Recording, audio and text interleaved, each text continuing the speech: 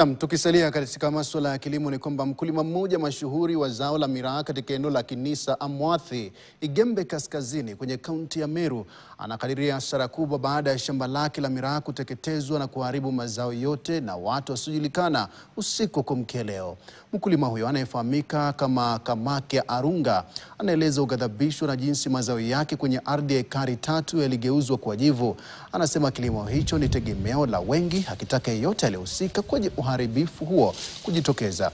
Kisa hicho tayari kimeripotiwa katika kituo kidogo cha polisi cha Kinisa na kwa IPOA kwa wazee wa baraza la Njuri Ncheke. Mimi nilisikia samba kama kimechomwa na sasa tukachukua hatua, tukakuja tukaona vizuri ni kuita media ili tutangazie watu. Kama kuna yule ambaye atajitokeza ni sawa sawa, kama hakuna tutaweka kikwedhiri ama isiaro watakuja wasunguke na tutakuwa tunafanya mambo ambayo yatatupendeza.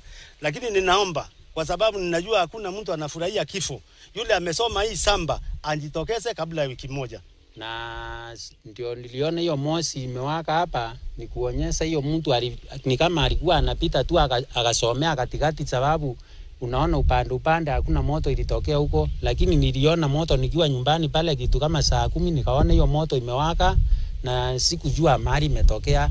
Na unajua siasa, kawaida ya siasa, wakijua mahali pale unapata kitu. Sasa hili shamba ndio napata mapato yale ambayo yananisaidia kwa siasa. Na wale wapinzani ambao ni wale ambao ninawasapoti, pia ninashaka pia wanaweza kutumia njia hiyo ili kunikata miguu ili nisiweze kuendelea na siasa.